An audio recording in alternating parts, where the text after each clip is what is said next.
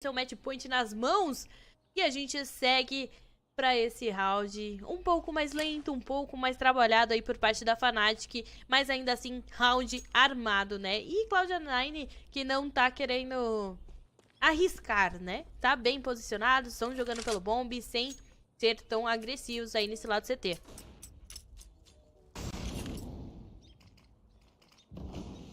Round bem tranquilo, 1 minuto já no relógio, nenhum confronto até então. Mas o tempo vai ficando curto pra Fnatic. Tem que acelerar um pouquinho mais, pegar um domínio de alguma região. E agora sim, vem pelo banana.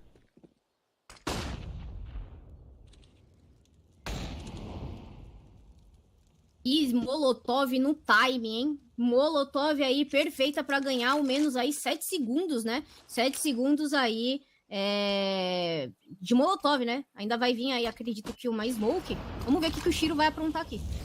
Vem o Smoke, Molotov, na Fanny se mantém pelo bombe, acaba tomando muito dano da Molotov, é eliminado. E o Shiro se mantém avançado, olha ele, no meio da Smoke, o Chris pune aí o jogador. Tem a troca agora pelo Hobbit, 4 contra 3, vantagem numérica nas mãos da Fnatic, e ia ser 4 no chão. Agora sim, o Hobbit recupera ali uma M4, vai fazendo a abertura, Nicolas tenta os disparos ali pelo CT. E agora acontecendo o retake, e o famoso GGOT vindo aí. Hobbit já vem punindo o Creams, deixa no 3x3. Faz a abertura, Nicolas pune o Axile. Tempo da C4 vai passando, vem fazendo a abertura, mas um jogador acaba caindo. Somente o Hobbit eliminado e overtime!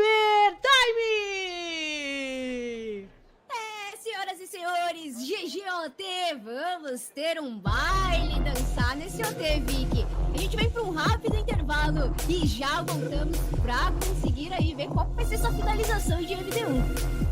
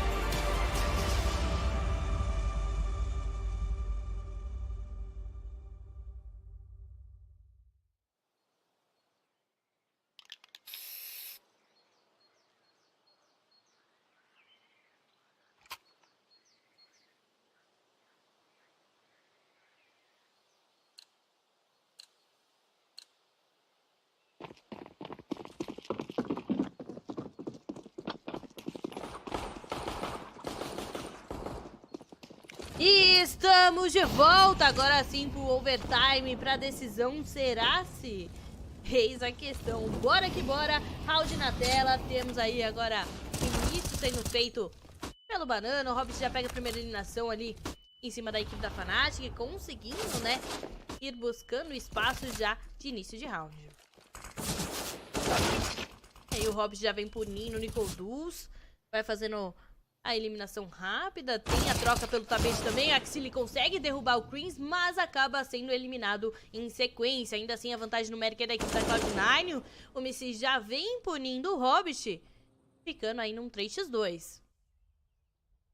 3x2 complicado, né, Vicky? Bem difícil de desenvolver, mas há uma oportunidade. Se fizer a escolha certa, que a aposta correta, que é muito difícil, a gente sabe, analisar out-server é muito mais fácil do que você tiver ali dentro do servidor, né? Vamos ver como que o Nafani vai se virar nessa banana. E aí, vai caindo já a informação, se reposiciona, porém o tempo tá passando, o tempo vem passando aí, complicando, mas ainda assim é o 3x2, somente o Nafani pelo bombe B, Interzia e o Shiro lá pelo bombe A. Agora tem a rotação do Shiro. O que feita, 20 segundos no relógio, agora tem que tentar fazer rápido essa entrada aí pra garantir o clutch da C4. Vem flashbang, o Nafani tá muito bem posicionado, ouve toda a movimentação, espera a passagem acontecer, já vem derrubando o jogador, mas é punido em sequência, porém já tem o Shiro aí com a AWP. 5 segundos no relógio, 3, não tem tempo pra fazer o plant, não tem tempo, e ainda assim tem a troca, o Shiro pune o jogador, mas o ponto é da Cloud9, 16-15. O Nafani, ele tinha uma tarefa, eu não diria que simples, muito complicado, porque quando a gente acha que é uma easy kill, é a kill mais complicada de se fazer, que era ao menos fazer uma eliminação. Uma eliminação ele já ia ganhar muito tempo e ele ainda consegue fazer a eliminação justo em cima da C4, né? Então realmente é uma Cloud9 que vai sair na frente nesse OT. Na frente, 16-15, início de round aqui, já deixando o jogador miado, mas o Messi já vem punindo o Hobbit, o Nafani faz a troca, mas é pego em sequência, 4 contra 3, já rapidamente, nesse início de round, prepara a Ezek pro bombe B, e já tem o Shiro bem posicionado, porém vem Molotov e Smoke pra tentar tirar o seu posicionamento. Vai fazendo disparo, acaba tomando muito dano, tem que recuar, tá sozinho pelo bombe, tem HE ali pelo plant, vem a Molotov também, não deixando ele avançar. Plant garantido aí, né, pra parte da Fnatic e um retake complicado pra Cloud9. E aí, faz a passagem, a Axile totalmente cego, consegue punir o jogador, mas é pego em sequência. Tem essa troca rápida acontecendo nas eliminações, o Shiro se mantém ali pelo caixão, vem fazendo a abertura com a AWP, tenta fazer a passagem, né, o Interzia também. Já houve a movimentação do jogador vindo pelo Banana, tá esperto também pelo bomba e vai fazendo a abertura, tenta encontrar ali com o NicoDuz, faz eliminação, esperto com as costas, mas o Prince já pune o jogador rapidamente e a C4 explode, ponto da Fnatic, 16-16, Bia, tudo igual novamente no placar.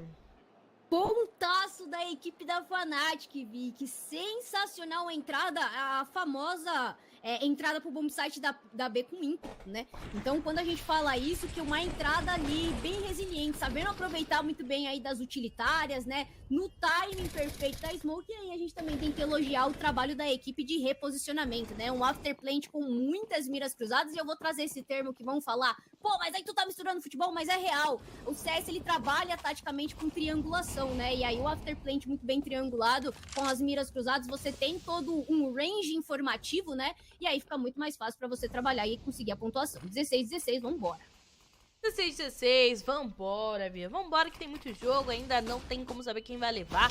Um jogão até então, a Axile pune já o primeiro jogador nessa passagem do Xuxa. Muito dano também pra cima ali do Missy. Creams vem queimando na Molotov, é eliminado agora. E a vantagem já tá nas mãos da Cloud9.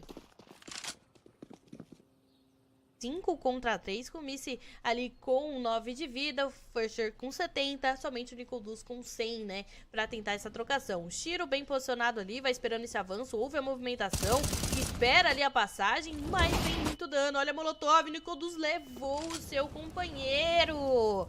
ficando aí com somente 2 pro round. Vai fazendo a abertura, o Shiro consegue eliminar o jogador, busca o segundo, traz o ponto pra Cloud9, 17-16. Fala deles, anota a placa. A Cloud9 está viva, senhoras e senhores. Mais um ótimo round, mais uma ótima performance, né? A equipe da Cloud9 performando. E aí teve até TK, né? O Nicoduz acabou entrando na mira do Miz e acabou não conseguindo nem frear. O Shiro faz uma ótima eliminação. E aí o que? O bomb site B de bem fechada, B de fechada para reformas. E aí um 17-16. Troca aí de lados. Vamos ver o que a equipe da Cloud9 agora vem do seu lado ofensivo. Agora sim, né? A gente vem desse lado TR da Cloud9 que a gente viu no começo não ser tão encaixado assim, mas pegou o ritmo no lado CT. Vamos ver nessa troca agora no overtime como que vai ser. 17-16, tem abertura ali do jogador, consegue levar já do Hobbit, o Axile acaba caindo também. Tem um 5 contra 3, o Shiro já tá com 42 de vida, na Fanny 55. E vem, né, essa troca agora os jogadores. Acalma um pouco o round, né? Foi um round estourado e o Nafani já é encontrado pelo Nip. Somente o Interzi e o Shiro nesse round agora buscando mais um empate, né? A Fnatic. Vi que aqui ficou deverasmente complexo para conseguir fazer essa tentativa de entrada e de plant, né? O bom é que no overtime você não tem tantos problemas econômicos, né? Mas vai criando e gerando toda uma complicação. Ó a C4 aí. A C4, as eliminações, confirmando o 17º ponto da Fnatic. O empate acontece, tudo igual novamente na partida, Bia.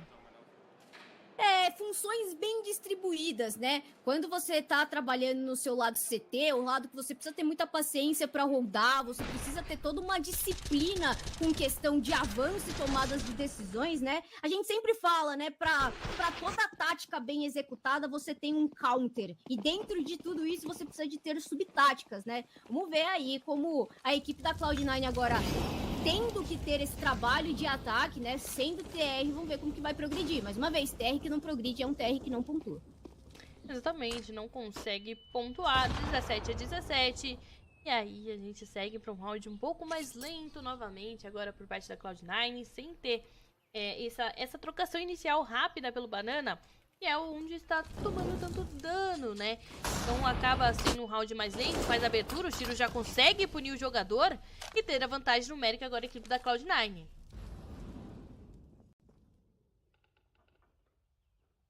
Ó, o time, né? Tem jogador pelo campanário, enquanto o Interzi tá ali pelo tapete. Não tem esse contato rápido. Agora sim, são 3 jogadores vindo pelo tapete por parte da Cloud9.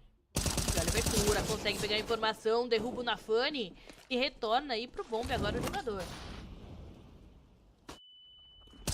Olha a abertura, Cruz consegue punir o jogador, vai fazendo novamente a troca, mas o Hobbit consegue encaixar o HS pra cima dele, Nicoduz vem punindo também o Shiro, 3 contra 2, o Axile acaba tomando muito dano, tá com 21 de vida, Nicoduz tá pelo bombe, vem marotando pela Smoke, o Hobbit já vem punindo o jogador, o Nicoduz busca também o Axile, 2 contra 1 agora no round, Hobbit sozinho, encontrado, ponto da Fnatic, 18-17.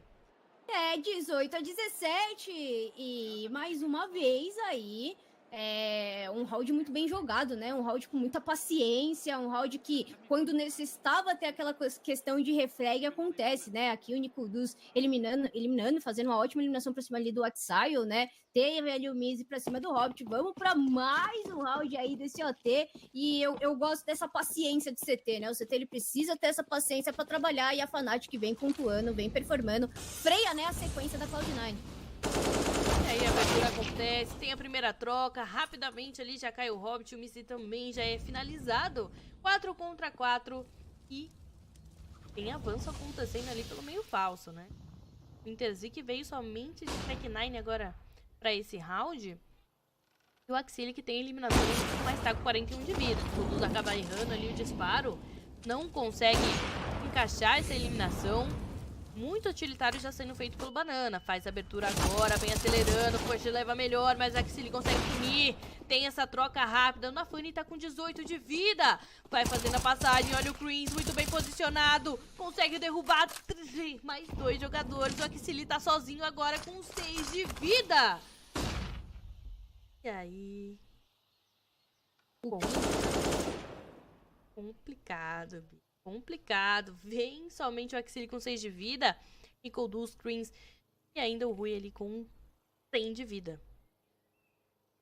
O Axile consegue ainda eliminar o Creams, conseguindo, né, deixar esses 2 jogadores somente. Porém, ele tá cercado, né? Tem um pelo bombe, um pelas costas.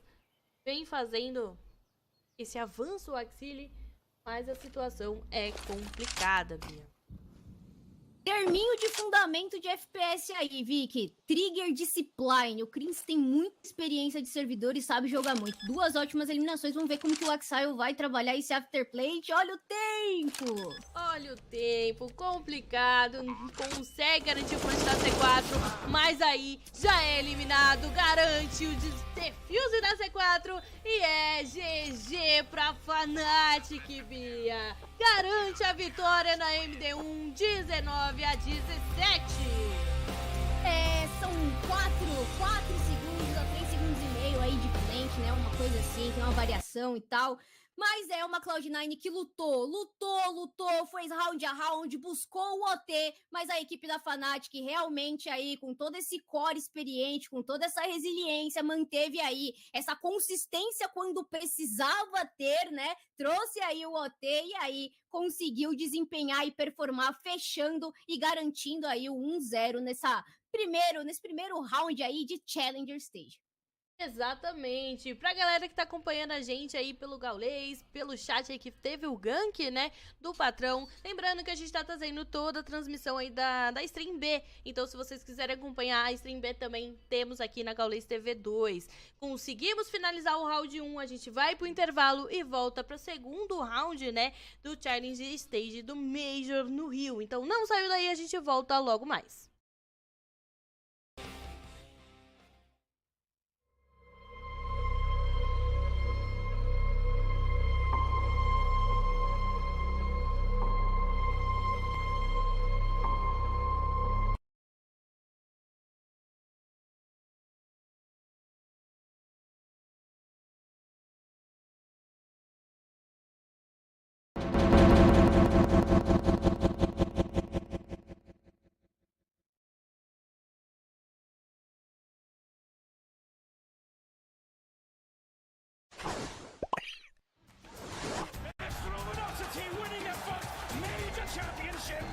You won't find it, it's gone from a minor to a major final.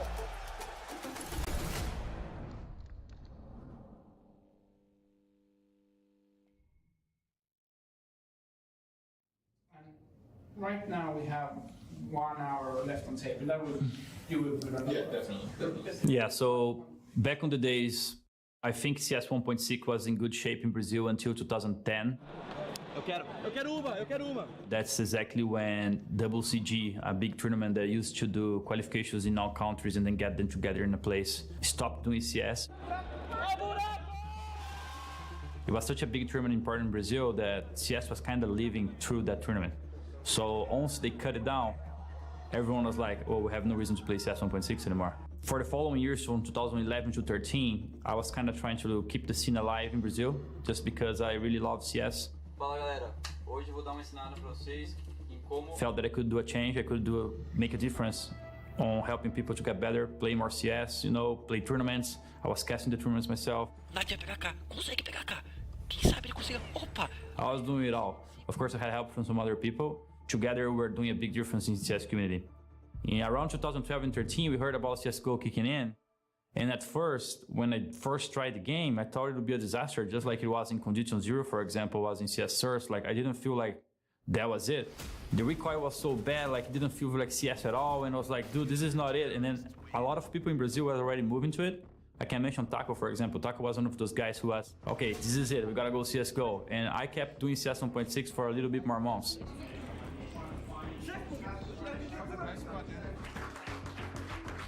I kicked ass and started doing CSGO. And I remember in 2013 that one of the things that happened is we didn't have South American servers.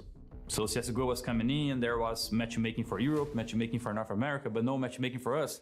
And then we started on Facebook and everyone in the community started hashtag Valve add our servers, in Portuguese, and everyone started this movement. And within a week, CSGO added it. So we felt like, okay, they see us, so we kept going from there. And I think it really changed in 2014 at the very end. We received a spot and a chance to go to ESWC France. So that would be our first CSGO appearance. And we didn't have the money to go. At the time, we decided to get together to merge two teams. We had Kaboom at the time, who was me, the twins, Lucas and Henny, FNX and Fur.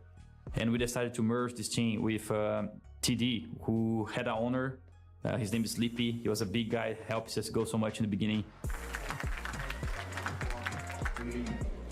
So we bring some players together. We got Steel and ZKK and Boats, and me and Fur. So we kind of collided those teams.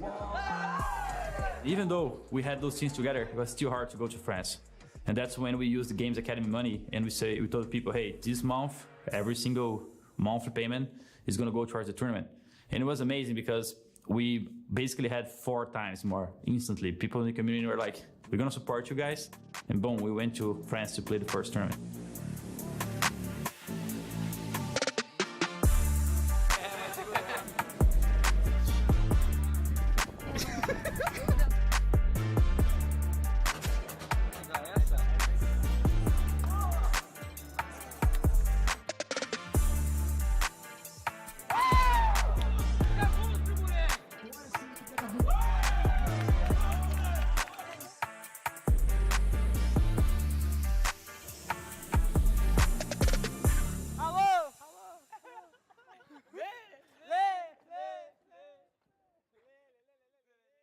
I mean, we lost basically all games there. I think it was 1-4. I even remember Fer telling Pasha, I want to take a picture with this guy. Might never see him again, he was on this mood, this is a once in a life opportunity, taking photos with Pasha.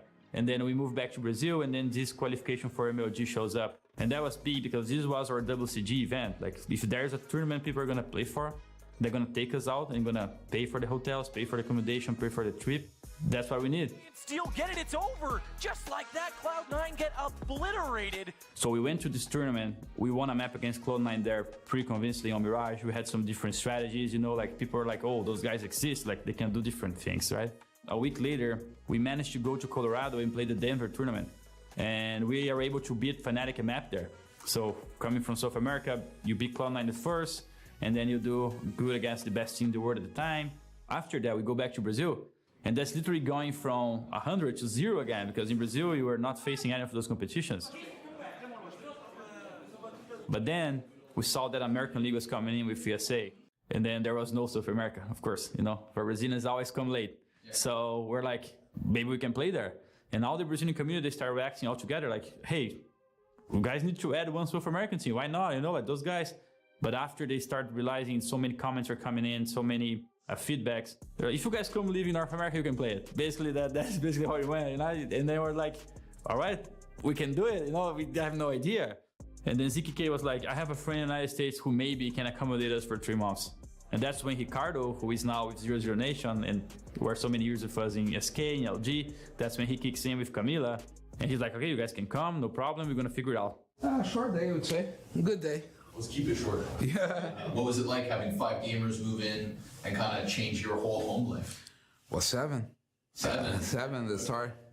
I was pretty weird, I would say. I've been playing the game throughout 15 years. I was really good friends with ZQK back then. He got in touch with me saying we're gonna have a tournament right there. I think it was EPL or something like that. And I was like, okay, yeah, let me know when you guys are playing. And I just gonna come and check and say hi. 20 minutes later, they're like, yeah, we have no place to stay. Can we stay at your place? Of course, I went to ask my wife if we could have did that. She's like, okay, but how long? I asked them, like, oh, the tournament just gonna take 2 months. They end up being with us for 6 years, 5 years. When they got there, it was pretty intense, I would say, not in a sense that tournaments, but pretty intense that people really wanted to make it work. And that feeling I will never forget. I've been throughout like almost like 50, 60 players, and just few of them actually had this fire that's like make it or break it. Was pretty crazy, but was probably one of the most fun times I ever had. We go to US as kid stars. After the first major, that's when some international organizations start showing up, and then we transition to LG. So when thinking about this change, Taco and FNX for bolts and steel, and also Zeus for neck too, when we made those three changes, as a person, I already knew FNX from the past, and I even told the guys, I know FNX, it's gonna work. We just don't know for how long, because I already lived that with him for so many years. I already lived this moment with him for 2 or 3 times. It's gonna be the 4th. And he delivered much more. Take a breath. In terms of performance, he was exactly what I wanted. He was winning the clutches. He was the guy that could perform. I had no idea about Taco.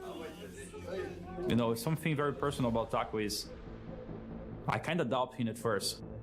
He's the type of people who will put the team at first.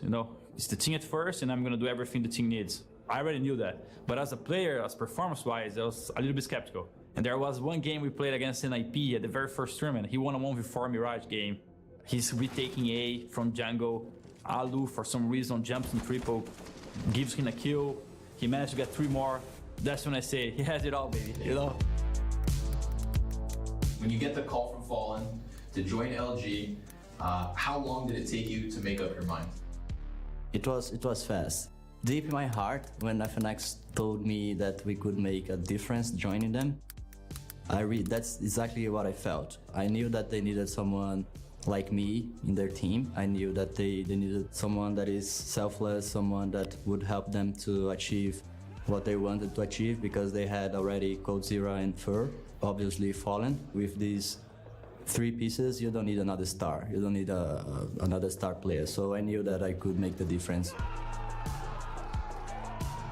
That's the biggest reason why I decided to join them, and there was not a hard decision, to be fair. It was clear that the potential was there for that Brazilian lineup, making 3 top 8s at the majors, but it was also, the era of a lot of best of ones, map randomizers and whatnot, and you could tell if they were going to make it to the next level, changes had to be made. Once they did pull the trigger on that change, Taco joining with Zeus a day before the Face It Grand Finals, at the DreamHack Winter, there were a lot of question marks. The first game that lineup ever played was a 16-0 loss. I remember after we lost 16-0, I got the team together and I said, what's the difference? Had we lost 16-14, would we feel better? It's a new team. We gotta go through stuff. But from that first loss, they ended up playing in the grand final of that event against Fnatic and being 1-0 up. That was the best result that lineup ever had in their first event with almost no practice with Taco. So you could tell that it was very promising, that it seemed like they did make the correct decision, right? Cold was already establishing himself at that point as a star player of the team, and obviously Fallen as the experienced in-game leader, and the AWP player having a lot of impact himself.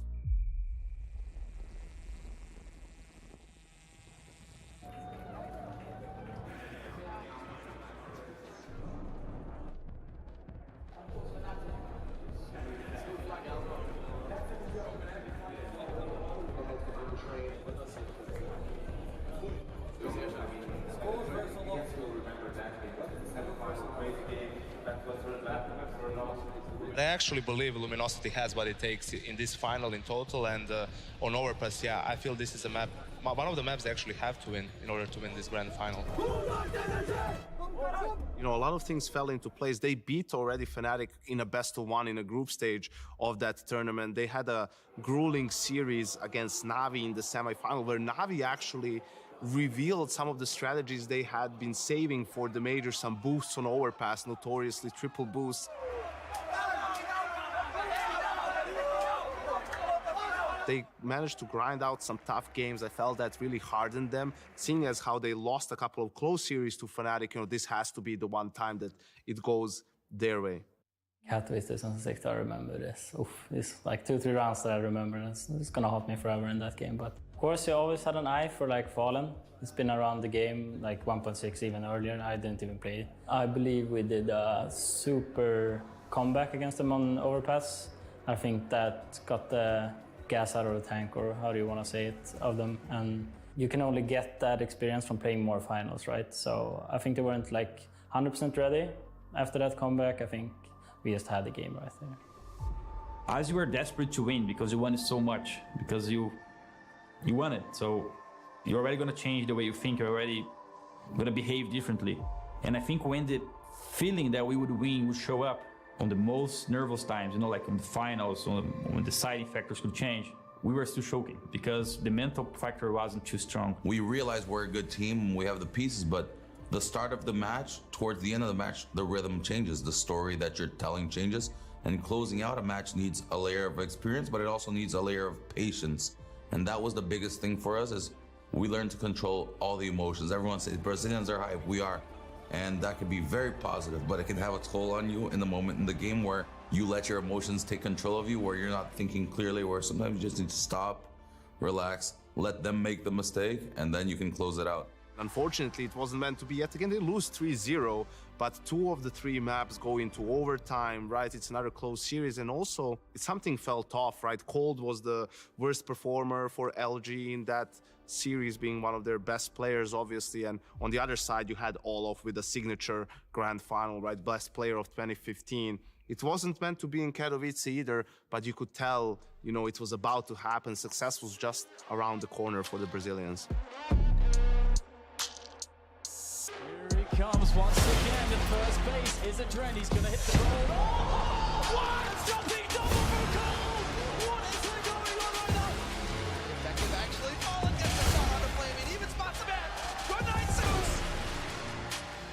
It may just be destined to be an extraordinary winning effort. Major championship. All the Tech Nines to work. They're trying to slow down as they walk back through, but FNX and Fallen are the ones to do it instead. Which does fall down, but Fallen recovers that and pulls it back. Snacks down as well. But he's on the M4 this time. He's got 2. Transfer on Nino. Snacks trying to find the equalizer, but look at Cold go. He's got an ace in overtime. SK Gaming, second major championship in a row. I feel like I remember that time pretty well. Yeah. So we'll see. Cold back then just didn't make any mistakes. He was so fundamentally sound, and that's just like the traits of like a top tier player. Like they just don't make mistakes. They make things happen out of nowhere.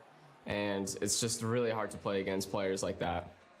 He couldn't make a mistake when he was playing the game. When you're playing against that, you have to understand that when you're in like clutch situations and at any point in the round, like you understand where he is, but even if you know where he is, it's still like really hard to kill him, and you just had to respect the guy. It was just too insane.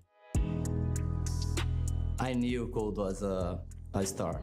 He was always one of the best, if not the best players in Brazil. I never lost faith on him. Even when he had a bad performance, I knew that he was super good and he would become something else, and that's what happened actually. I remember one time when he decided to not play CSGO anymore and he was playing League of Legends, and he had a high rank and he was doing great. And I remember me convincing him on his team, talking to him and say, Cold, you need to come back. Man, you need to come back. Don't do that, please. Come back to our team. Let's do good things together. The foolish first round, the more first round from them that they have. I went to Cologne, was my first boot camp to be playing the Cologne Major in 2015. Before my first practice, I asked them how hard it was playing against European teams, because I never played against REDE. So, and they said like, you have like 1 second to kill them. If you don't kill them, they're gonna kill you. And I was, okay. That sounds fair. In my first three practice, I dropped 47 bombs, 42 bombs, and 43 bombs. So, and I was like, oh, that's everything they have. I was just focused off myself. I just forgot all my entire life. When you have a personal problem, it's kind of hard to deal with the game. So I just put everything back and I just focused inside the game. I forgot about everything and I was just playing like 15 hours a day. And I was really ready. He used to be the first one in, last one out. It's not about just talent, it's about doing the basic steps very cleanly, not making mistakes. And that's kind of the way that he instructed Brazilian CS to come. More players learn to be thorough in their steps, not make that little mistake.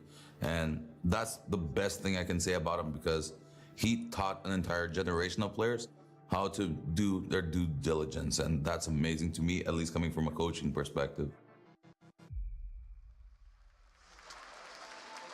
Early 2017 was a really weird time for SK Gaming. There was some turmoil within the team, which led to them removing FNX, this longtime core member. They ended up going to the E-League Atlanta Major and having to play with a sub. It was Fox, a Portuguese player who was sort of at the end of his career, end of the road for him.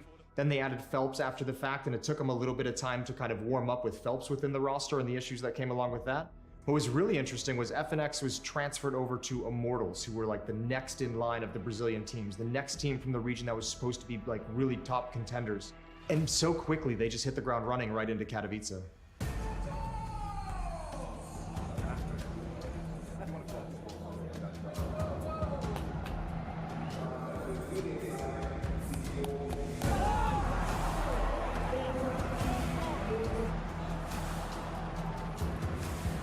Immortals had some power in them that nobody realized, that maybe they didn't even perhaps realize.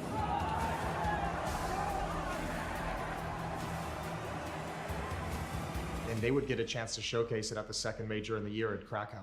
So before the stage opened, we were screaming like, "Woo, let's go!" And you know, it felt like it was not even a video game. It felt like I was going on a football match. Immortals was maybe the perfect contrast to the SK Gaming team that we knew and kind of the system that they had built and the tendencies that we started to know SK for. Well, SK was methodical and well-drilled, and there was a process to every single step they made. Immortals, on the other side of things, was just embodied by energy and by emotion. SK had that style where we were meticulous, we were methodic, we knew our step by step. Immortals lived more of the Brazilian structure of let's hype this up. If we start a match well, or if we get into that rhythm, no one can stop him, even SK. Taz goes to the smoke, Taz goes to the smoke, he won't find it, it's done! I remember Lucas screaming, looking at the boys and saying, "We're not gonna lose this, we're not gonna lose, let's go!" And we start to shout. The referee, he came to me and said, "Say to your team to not shout." And I got back to him, I'm not gonna say this. I want them to shout, I want them to feel, I want them to give everything there. Like they're gonna leave their soul, their body, their mind inside the server, and I don't care. They were a storm that they couldn't even control, that no one could control and nobody knew where it was gonna go. And they started going and the emotion was flying and the energy was building up. I don't even think they were able to control it in any meaningful way, and I don't think they wanted to control it in any meaningful way. It was very fun to see Henny and Kenji in the server together. Back in those days, Henny, I think he was the faster Alper I ever saw in my life. And I saw Fallen playing in the same team. I saw Kogu, like some Brazilian, like the best Alpers. I never saw someone so fast as Henny.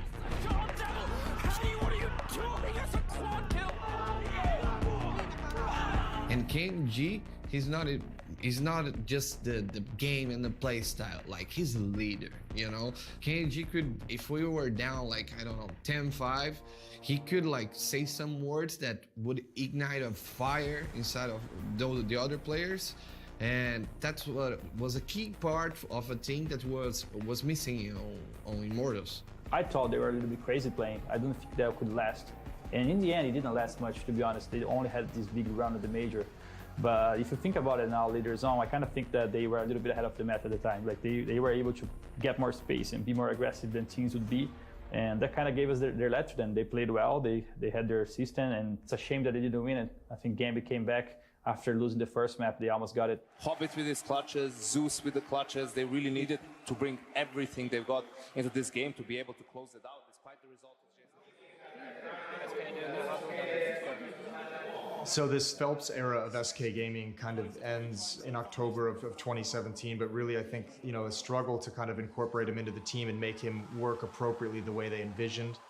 That was a long time coming and a long time building, and certainly that loss in Krakow and the fashion in which it happened, I think maybe, you know, one of the daggers that kind of led to his eventual removal. I kind of felt like that started the path to when he was going to leave the team. And they bring in Bolts. They actually bring in a player from the Immortals lineup that made that deep run, who showed some very good rifling and showed a different style. The addition of Bolts instead of Phelps happened because the internal problems we're dealing with. Again, we didn't come to a solution where we could sustain Phelps into the team. Bolts Was kind of a player that would fit a little bit more role-wise, because he's a little bit more passive, play more lurkers, you know, so we found a way to get good together again.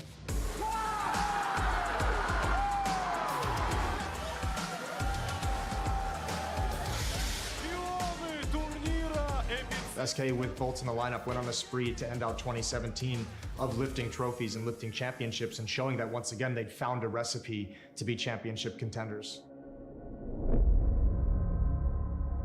When that phase team came up and we saw the news that they would be getting together, Olaf, Nico, all those guys, Alu, Kyoshima at the time, it was kind of refreshing for us because it was the first time that we felt that some team could come and really try to take away our throne, you know. So we felt challenged.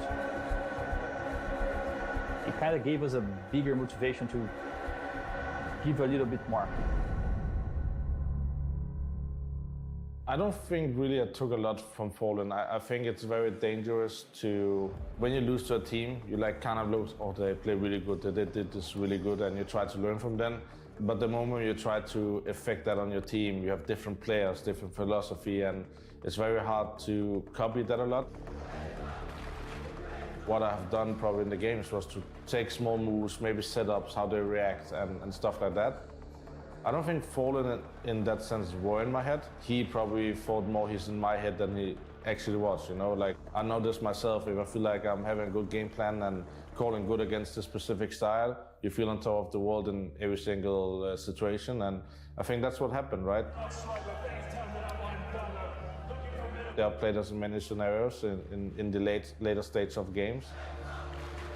Yeah, I think the overthinking is always rough, but I learned obviously not to change my philosophy or change how I approach the game, but do small adaptations instead of like overthinking that we should copy the best team in the world and play one-to-one like them, but rather find our own way to the top again. Back then it felt like we had the same as SK. We had Guardian versus Fallen, pretty two good orbers. We had Cold Zero, That's Rise versus Nico, really close as well. And then Rain and Furry, obviously, right? And then you have the team kind of set against each other, who is the best in different roles. And yeah, they came on top, and I'm not sure if we performed worse as players against them. I haven't checked that fact, but obviously we struggled as a team, both as individuals and team philosophy. I don't think there was anything super specific about playing Carrion. It just happened that we won more than we lost at the time. The way we thought about the game was a little bit better than the way they thought, at least when we play ourselves, right? I remember I could study a little bit from their games and get a little bit of their openings, and I could break their openings with some picks here and there.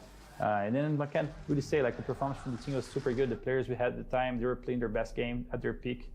Some of the best players in the world, and then stuff just happened. Yeah, I don't think I played too often against Luminosity in 2016, maybe like once or twice, and obviously I didn't really stand a chance versus them back then.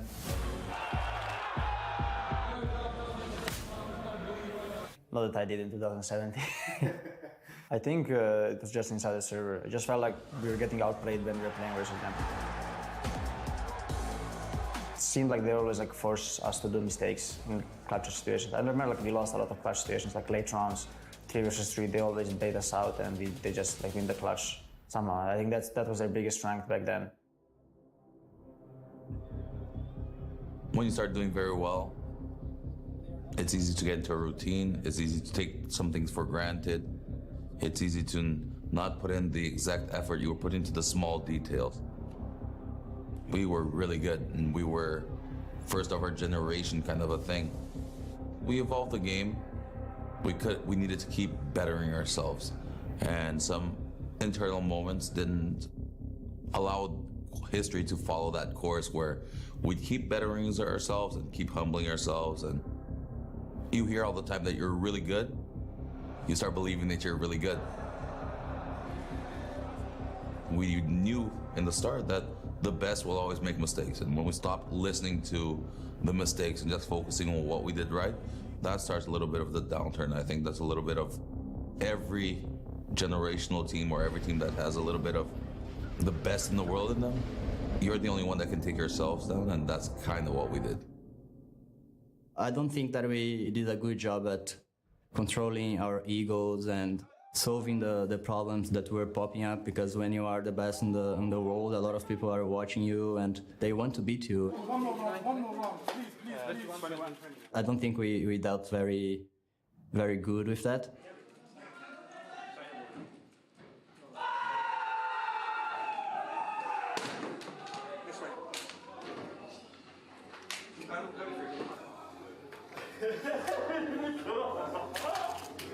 In a way, forgetting a little bit what we did to get there, how hard we worked to get there. The ego or the selfishness can destroy a little bit yourself or the team as well. And I think in 2018, we kind of broke in pieces our team. We removed Taco. I think Taco was the most important piece inside the team, not just as a player, but as a human as well. And when we lose Taco, I think we lose kind of half of the team. Later on, we decided to even remove Taco. I think that was our biggest mistake, you know, because Taco was the glue of the team. With talks and maybe find the right approach, it would be fixable. But instead, we wanted to go international. And that's when we thought of playing with Simple and Flame at first. That almost happened. They were about to get into a plane and they kind of gave up at the very end.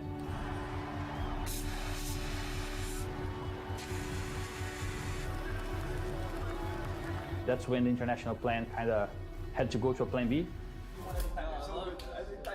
We brought Stewie and Tarek.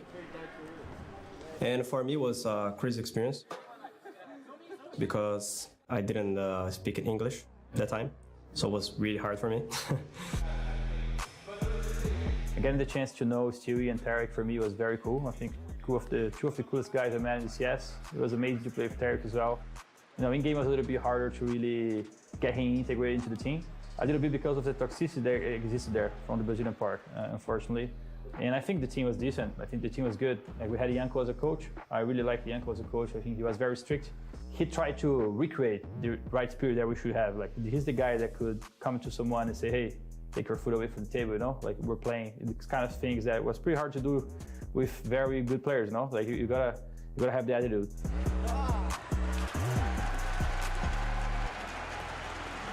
But in the end, you know, problems were too much and the burnout was kind of hard. Even changing the players, some of the spirit of the group was already damaged with all the years playing together in the burnout.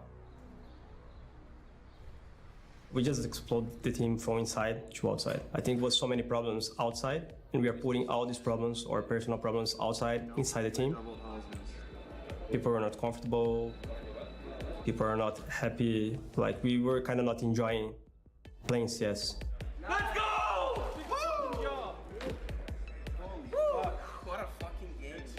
Actually, we were not playing bad. We were just creating problems and not solutioning these problems. And we are just playing with the head, not inside the game.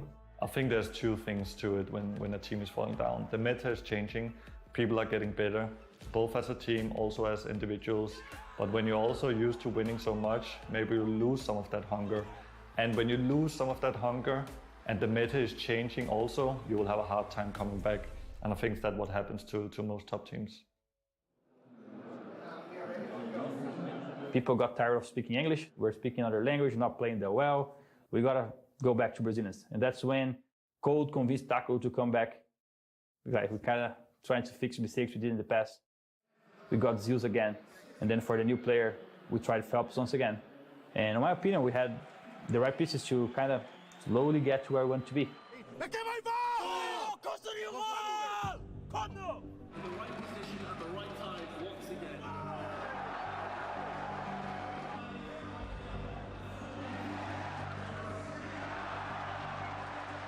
But the patience just wasn't there anymore. And that's when Code kind of wanted to go for something more solo, and then he departed to phase later on. Every story has a beginning, a middle, and an end. We could have made ours last longer, and I think how we do it, each teammate that I had will have their version of it. But in the end, we all, I think, know individual things we could have done better to at least be more malleable toward the situation. To me, that's what we would have done. It's not one big thing, it's a sum of small things that we could have done to prevent it or extend our situation, sort of like Astralis did. It's about making the best of the situation and keeping it healthy. I definitely think that the Brazilian guys had an error. They dominated the game for quite some time, and the story they have been making is truly amazing. Also coming from the things that they came from and coming to be the #1 team in the world for some time. I think that's a really good story, and yeah, I think they had an error for sure.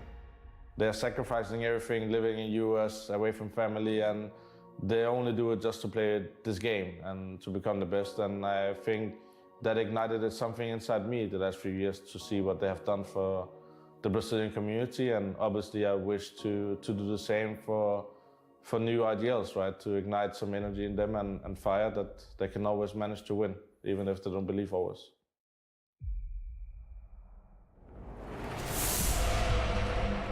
They were not playing Counter-Strike by the books. I don't think they've ever played Counter-Strike by the books. They wrote their own rules.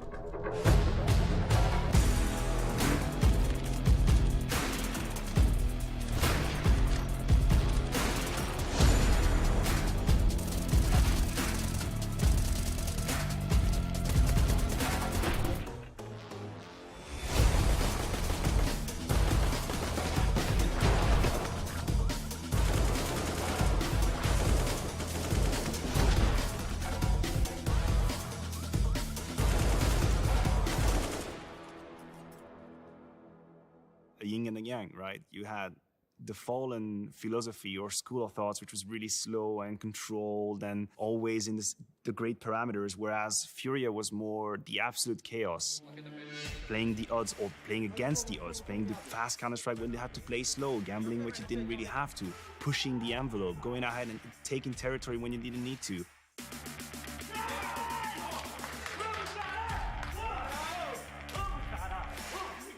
They have a incredible talented team. I think that's most scary or annoying team to play because you don't know which Fury will turn up on the server.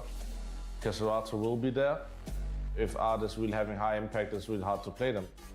Good to play around for this one. I think they have a special capability of playing in a way that no one else plays, and I think that makes them scary and that makes them win games, and that's why they had the success they had. But at the same time, it's not a system that you can consistently be good.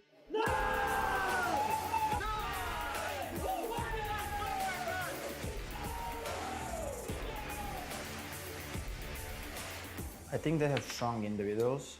I just think like their play style is not consistent. I think their play style it's good when it works, but when it doesn't, it looks really bad, you know?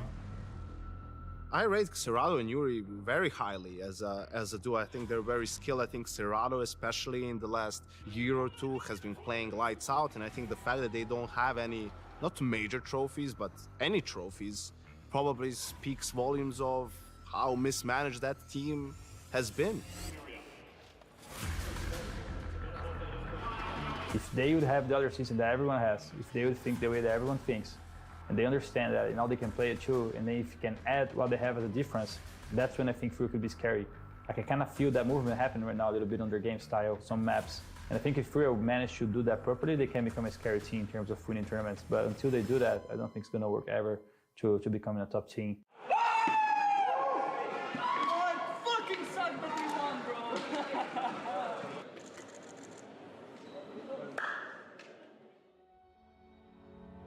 Take me back a little bit. How did you find Furia? How did you find your teammates? Actually, it was the other way around. Furia found me. I was just playing Brazil and Furia had like team. I was playing with Yuri on another team. That's something that most people don't know. I played Fury for like, I think that was like 3 months. Then he left the team to join Furia. Furia was struggling to win tournaments in Brazil. And then they made changes. So Guerri became a coach, and then they got me and Caserato.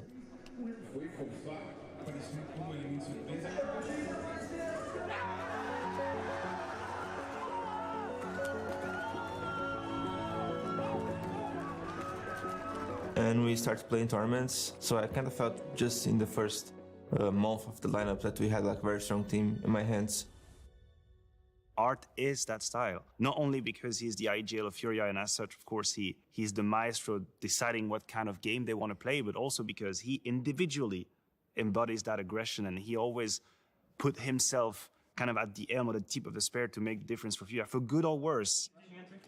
The way I play, of course, that's a lot of reasoning behind that, but that's just the way I play. That's not like something that I really think about, like, oh, I'm gonna play like this, and I'm gonna improve like this. No, I just play CS the way I think it fits best, and the way I can extract more of myself, and I can put my teammates in better situations. You know, it's just CS, you know, CS is basically doing the best things you can do to win, so there's no right and wrong, it's just what can you do best.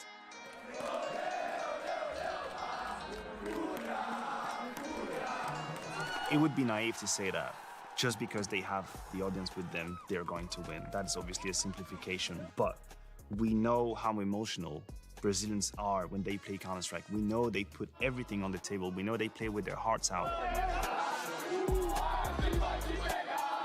If there ever was a moment to fed off of that energy, that would be in Rio. Remember, this is a major, and if you're playing Fury as the best team and you're starting to feel the pressure because of the crowd, then obviously that has a huge effect on you. If it starts getting too quiet in the arena, we have all been there, we all sit and play or listen to that, suddenly it turns really fast to high pressure for the home team. No, I don't feel pressure at all because I work for this, so I don't have to be pressured because I just need to do what I need to do and what I love to do. So I don't feel pressure because of this. I feel thankful for being here. It's gonna be more about life than only CS. When we join the server and we play, it's something more personal, something more real. My parents are gonna be in Rio for sure. They love CS. My father loved to watch me. For me, he's my big supporter. He's like same than an analyst and a coach. He was calling me, hey, you need to do that. You need to be more calm. Do that. Help the kids. I was, okay, father, don't worry. I'm here. Proudness and happiness to being able to play in front of a Brazilian crowd, my hometown. I hope that we can make a good show for the Brazilian crowd. Experiência maravilhosa poder estar tendo esse evento aqui no Brasil. Depois de tantos anos de luta, tantos anos que a gente passou para construir um cenário no Brasil. Não fiz absolutamente nada disso sozinho, mas fico muito feliz de ter conseguido, junto com vocês, tantas coisas que nós fizemos bacanas. Todas as pessoas que jogaram comigo, minha família, quem criou o evento, vocês fãs, todo mundo ajudou muito a gente mudar nossas vidas, né? E o jogo é isso, o jogo é muito mais do que só um tiro, é muito mais do que só tentar ganhar do adversário, é sobre você conhecer a si mesmo, conhecer outras pessoas, desenvolver habilidades, curtir, passar bons tempos. Às vezes, né, usar o game para esquecer alguns outros problemas, mas no fim das contas a gente está atrás de sentir as coisas, de se sentir bem, né? Eu espero que o jogo faça bem para vocês como fez bem para mim na minha vida e espero que a gente possa continuar juntos, compartilhando esse sonho que a gente tem através dos games por muito mais tempo. Muito obrigado por tudo sempre.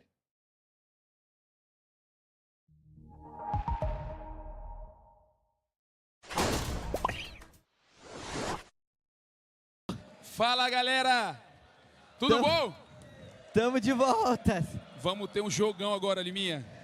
Olá, olá, torcida gritando que o BT vai... Não. Galera, é o seguinte, eu tenho uma boa notícia pra vocês. Nesse jogo, o Brasil vai ganhar! Galera, ajuda a realizar um sonho meu. Tem como puxar o celular? Acende o celular aí.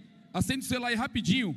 Olha, tem como? Ligeiro, que isso, é ligeiro, o negócio é rápido. Que agilidade é essa pra botar pra fora? O negócio é rápido. Que isso? Aqui. Insta? Que isso?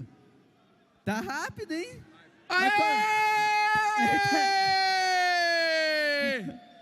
Limi, outra coisa que eu queria que tu sabe que pega muito lá fora é a palma viking, né? A palminha? Tu sabe como é que é ela? Eu sei. A palma... Sabem? Alguém já ouviu falar da palma? De pé, vamos lá, levantando. Vambora, anima aí. De pé. Ó, o Liminha vai fazer aqui o ritmo. Vamos lá. Sabe aquele pause que você não tem o que fazer mais, tu já gritou, aquele pausezinho que tu tá moscando. Pra gente não deixar parado, é assim, Liminha, ó. Tu vai vir aqui, tu vai ser o manequim. Tá. Eu sou manequim? Vai. Você fala então, deixa eu guardar o mic. Começa lento e depois é as palmas. Ó, vamos lá. Oh. Oh. Oh. Oh. Oh. Oh. Oh. Oh. Oh. Oh. Aê! galera, tá lindo demais. A gente tá impressionando o mundo, pode ter certeza disso.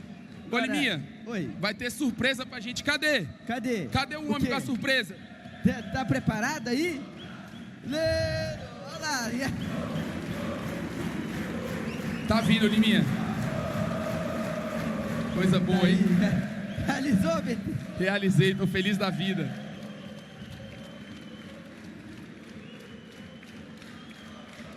Agora é o seguinte, Agora é o seguinte. O que vai acontecer aí, BT? Que eu não sei, mas você sabe. É o seguinte, com certeza teve alguém aí que perdeu a malha extraviada, deve estar sem roupa, Liminha. Quem tá sem roupa? Quem tá sem camiseta aí? Agora a gente vai dar uma camiseta aqui.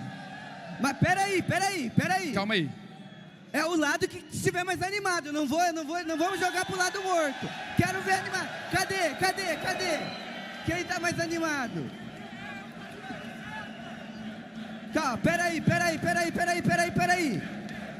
Quem quer que jogue pro lado direito? Aqui. Eu quero ver gritando. Aê. Ele, minha. Mas quem quer que jogue pro outro lado aqui? A esquerda tá morta ali, ó. Cadê? Mais barulho. Pode dar ali? Não, mas lá do outro lado tava mais alto. Cadê aqui? Aí, Liminha, pode jogar? Ninguém me convenceu. Ninguém Vou dar na meiuca Vai primeiro. dar na meiuca? Cadê o meio? Aqui no meio? In the middle. Eita, preula. Que isso? Pegou o cruzeirense ali, ó. Ó o cruzeirense. Olha lá. Agora eu quero ver. Agora ali, ó. Do lado. Quero ver. Cadê? Lá na direita. On the right. Lá na direita. Eita. Aê. Calma aí, quem pegou. Aê. Pegou. Agora aqui, ó. Lá naquele meio ali, que aquele Botafoguense está descendo lá. Um dance. The Ugly Guy, Botafogo, Church. Ali, ó. Esse... Aê, foi. Pegou. Errou feio. Cadê? Joga. Cadê? Ele quer aula. Ele dá aula nele. Começa daí. Calma. Ó. Vamos aqui, ó. Olha a aula, hein? Bora, começa daqui. Voltou, que vai, volta. E dá-lhe. Cadê? Dá-lhe lá. Não, tá fraco, garotinho. Joga lá no fundo. In the back, my friend. Upstairs in the back. Go there. Tá vendo o inglês do painel, Liminha? Tá desenrolado. Tá chato. Ei, o homem tem uma performance, tem que respeitar o canhãozeiro aqui, ó. Aê. Dali. Ei, a galera da frente. Tem mais. Aqui na frente. Ô, Liminha, vai ter que fazer que nem no casamento do Apocão, ficar de costas e jogar pra galera da frente aqui, ó. Ei, Liminha. Vai na mão. Eu vou na mão aqui da galera da frente também. Pega uma daí, joga de costa. De costa? Vai. Vou jogar de costa. Vou jogar. Calma. Olha, minha, lamentável, meu irmão, nem pra jogar um negócio. Não, pegou ali, ó. Ei, eu vou jogar ali, que eu sei onde tem os familiares dos jogadores, é pra lá, ó. Aí eu menti que é pra cá! Beleza, foi. Tem mais uma? Tem mais uma aqui, ó, vou jogar do lado esquerdo ali, ó. Olha lá no fundo. Aí, pegou. Aí. Beleza, galera, obrigado! Vai agora, BT. Ô, Liminha, eu quero saber o seguinte. Tem uma pessoa que é famosa aqui, uma das... Cadê a dona Cláudia, hein? Mãe do Safe. Tá lá em cima. Hoje também é aniversário do Coldzera, se eu não me engano, né? Cadê a família do Coldzera? Tem aí? Cadê? Tá ali? Quem tá lá? Quem tá ali? A dona Cláudia? Primeiro, calma aí. Calma. Pera aí, hoje é aniversário do Cold, né? Então eu vou falar aqui com a senhora aqui, ó. Vem aqui, mãe do Cold aqui, pera aí. Eu vou ficar perto da senhora aí. Fica do lado de lá de mim, daquele ladinho do lado de lá. Daqui, de lá? Eu vou ficar de lá, o BT vai ficar do teu lado aqui. Aí. Tudo bom? E aí? Cold, eu te amo! Quer morrer?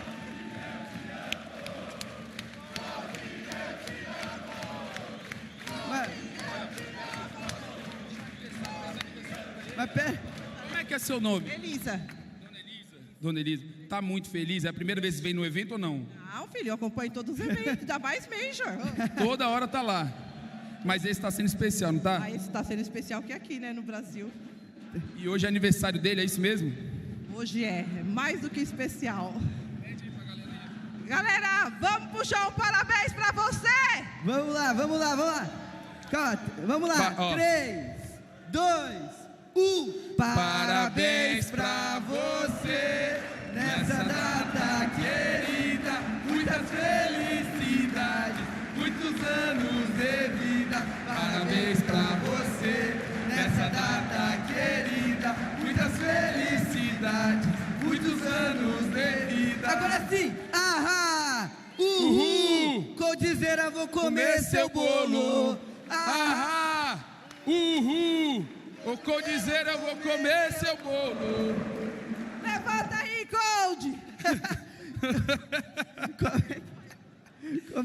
Como é que tá agora, dona Cláudia? Olha lá, tá. Como é que tá o... Dona Eli. Ó, como é que tá o coração? Tá batendo sem parar. Tá batendo?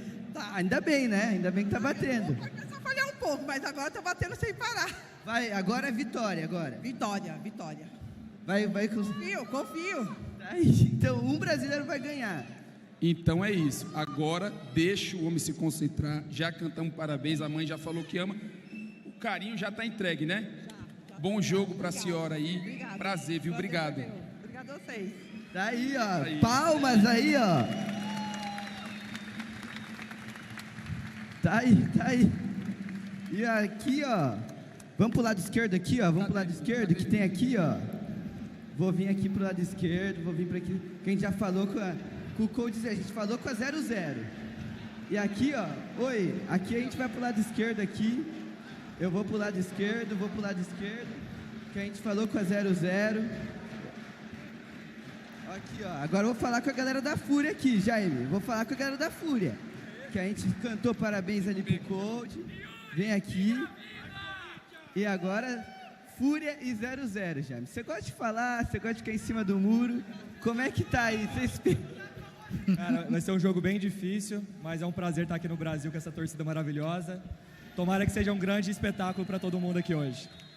Tá aí. Tem camiseta aí da Fúria pra jogar? Pra você? Eu vou jogar pra galera. Ah, não, a gente vai trazer. Vai ter? Vai ter. Vai jogar depois? Vai ter presente. Tá aí. Jaimão, confronto duro. A torcida tá feliz que vai sair um brasileiro vitorioso. Confronto duro. Tem como arriscar um palpite aí? Cara, placar é difícil, mas vai dar Fúria. Certeza. Zicou. Aí zicou, né? Alô, aí, Vamos ver o Data Force aqui. Quem acha que a Fúria vai ganhar? Grita aí! Quem tá torcendo pra 00, dá um berro aí! Pau a pau, uma ligeira vantagem, Não, tá pau a pau, margem de erro aí. Tem gente que gritou pros dois, que eu tô ligado aí, ó. Vi uns caras ali, ó, uns nóia ali gritando pros dois. É isso, ó. Tem a galera gritando pros dois também. Tá aí, então vai sentar aqui? Tá aqui só batendo um papo, né? É isso, por enquanto eu só aguardando a partida aqui. Coraçãozinho. Tá acelerado, Liminha.